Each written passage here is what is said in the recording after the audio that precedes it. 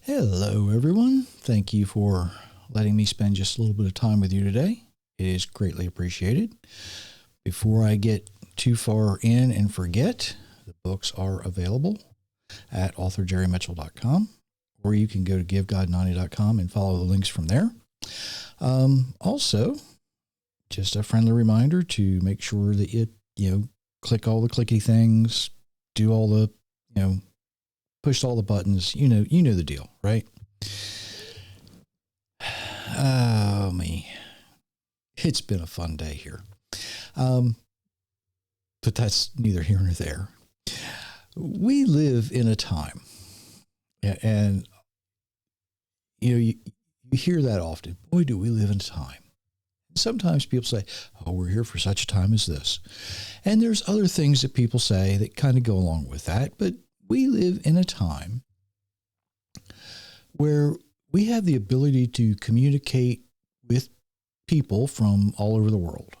We can text, there's social media, there's email, all of these things that have a way of saving us time, right?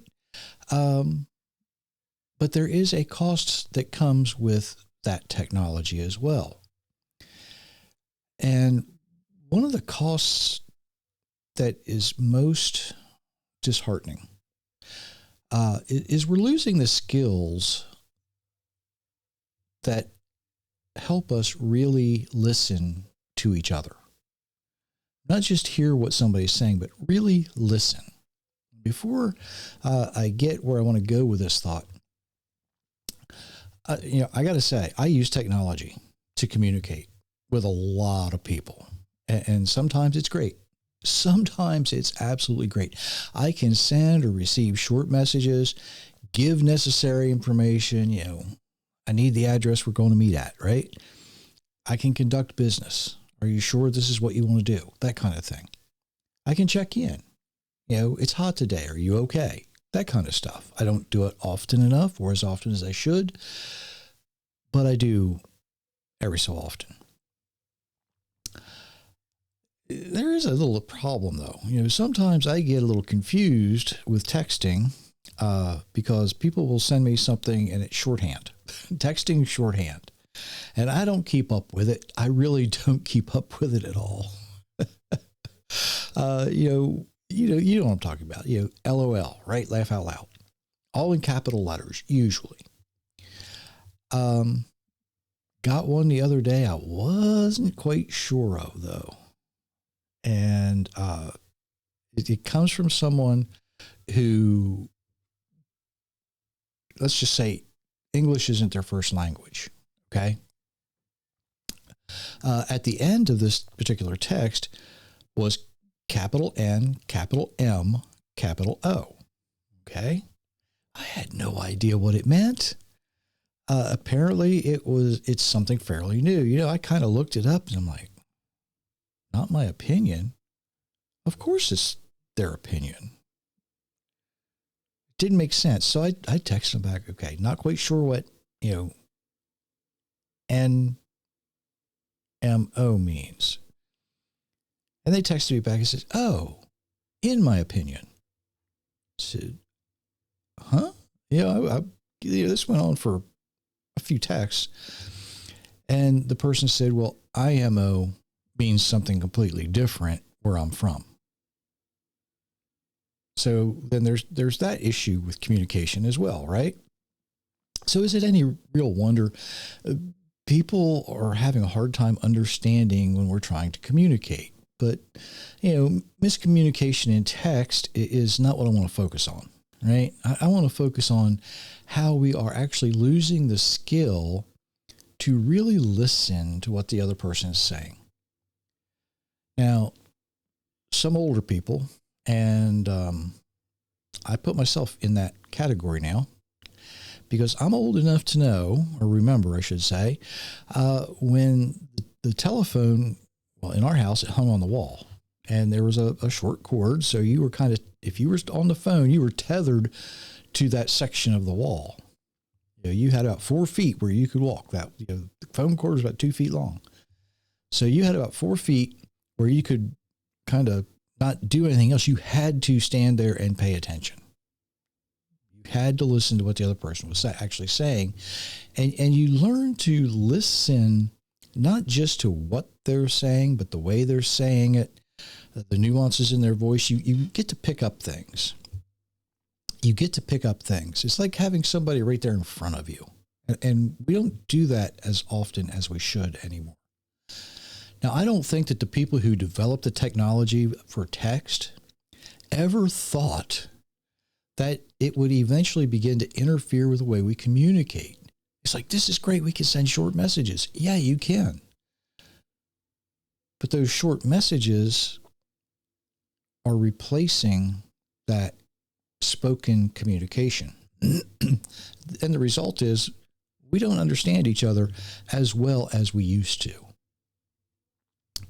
So what makes this important to living the way we're designed to live? Well, I'm glad you asked.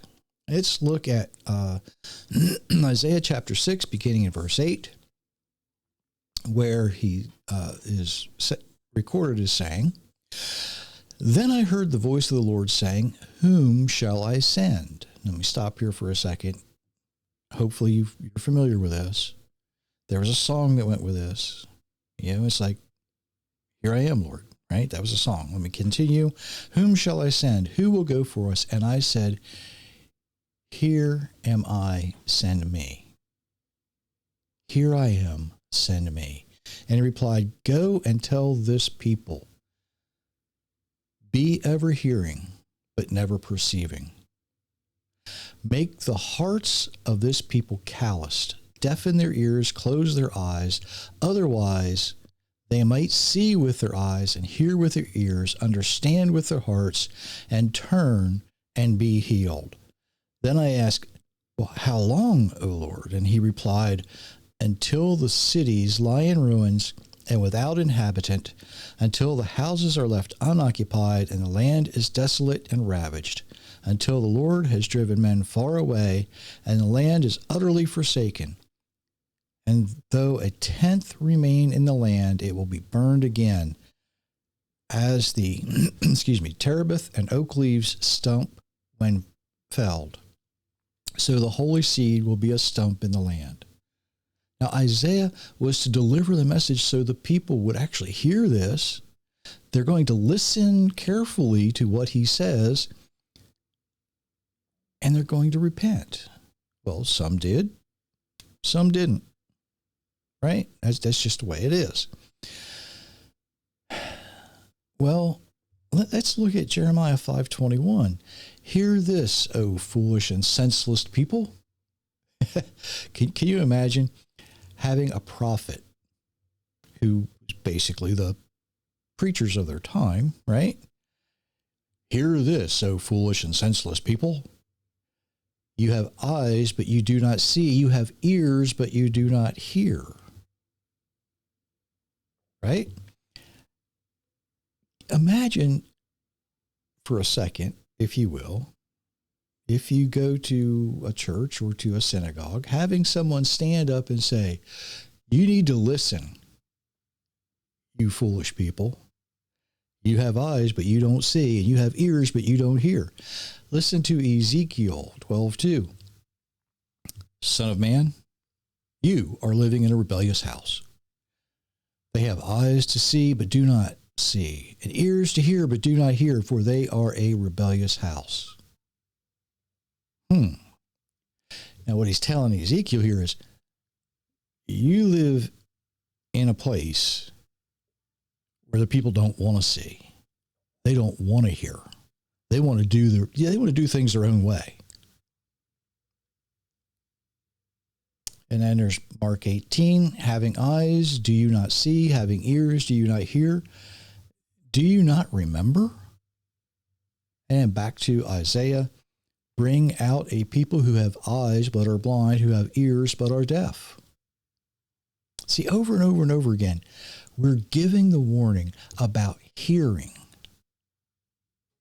listening, understanding. Really, actually listening and understanding to what the meaning of that is being spoken. Not just hearing the words, not just hearing the noise, but understanding what someone is attempting to say. That's what we're losing. That in communicating with each other, that's what we're losing. And here's the important part. If we're losing the ability and the skill to really listen to what someone else is saying to us or what they might be asking us, how in the world are we able to really hear the voice of our Creator when He's speaking to us through someone else? How will we be able to hear His voice either in our heart or from the lips of someone trying to deliver the message He has for us, like Jeremiah, like Isaiah? If we can't understand that, how can we understand when someone is going to be saying, you need to wake up, you need to pay attention, you need to get your life right, you need to repent? You see, this skill that's being removed from the much younger generation because they spend so much time, texting, messaging. It's kind of frightening in a way because we're not really listening. We're losing, because we're not really listening to each other, we're also losing the ability to speak so that what we are going to say is going to be understood in the first place.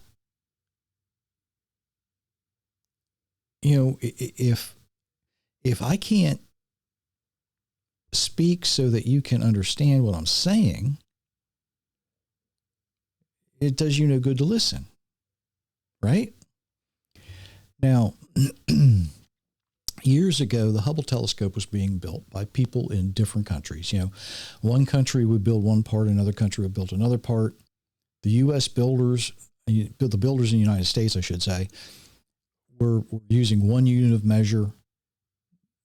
Another nation was using a different unit of measure. There was no standardization. And when they tried to put it together, it didn't fit because, the measurements didn't have a specified unit with them. The numbers were there. Right? But it didn't tell you what it needed to be.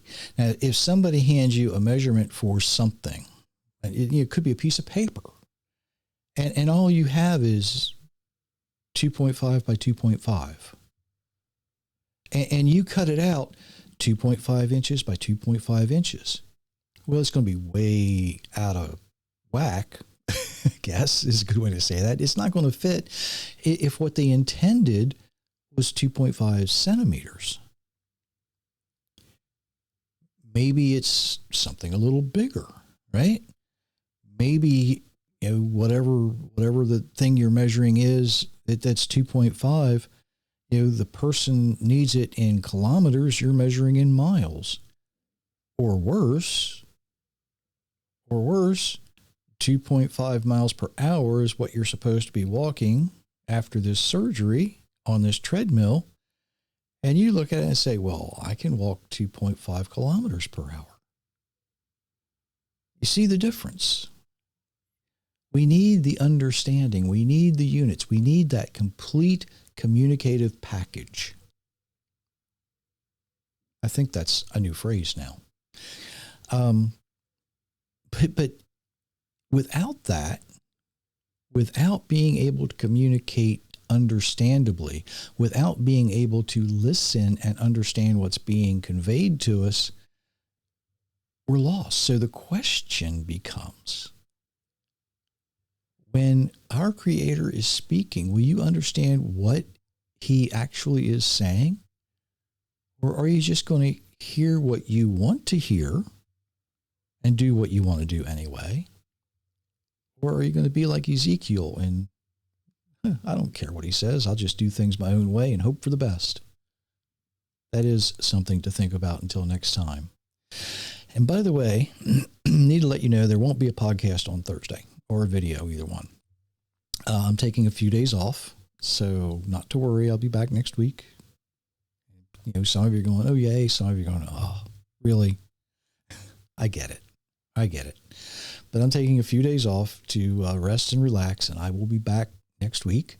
There won't be any, after tomorrow morning, there won't be any more social media updates until maybe Sunday, I think. But I will be back, as long as,